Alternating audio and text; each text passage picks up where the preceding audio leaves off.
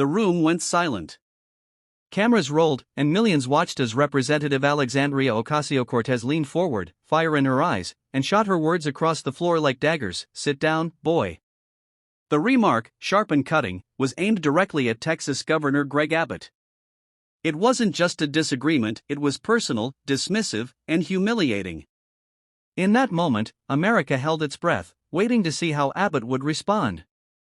Most expected him to bow his head or fire back with equal venom.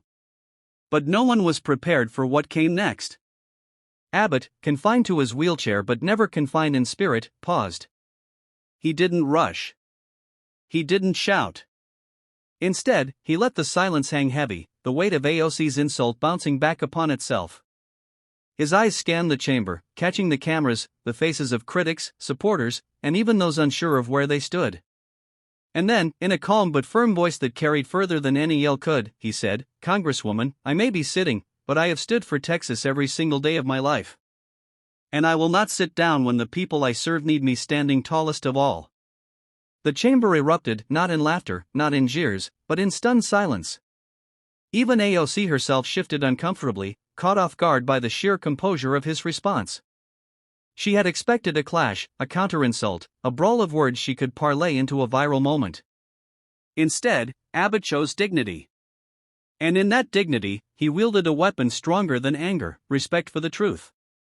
Abbott then leaned into the microphone, and his voice grew steadier, filled with a kind of conviction that only comes from hardship overcome.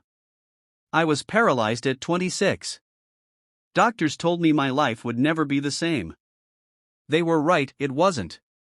But that didn't stop me from becoming a husband, a father, a judge, an attorney general, and now the governor of one of the greatest states in this nation. So, if you think calling me boy will break me, you've mistaken me for a man who hasn't already faced down greater battles than your words." The crowd gasped.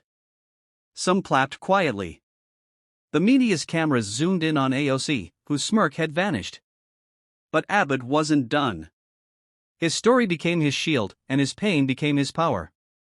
He spoke of the countless Texans who, like him, had faced adversity: farmers who rebuilt after droughts, veterans who came home with wounds seen and unseen, single mothers who worked 3 jobs to keep food on the table.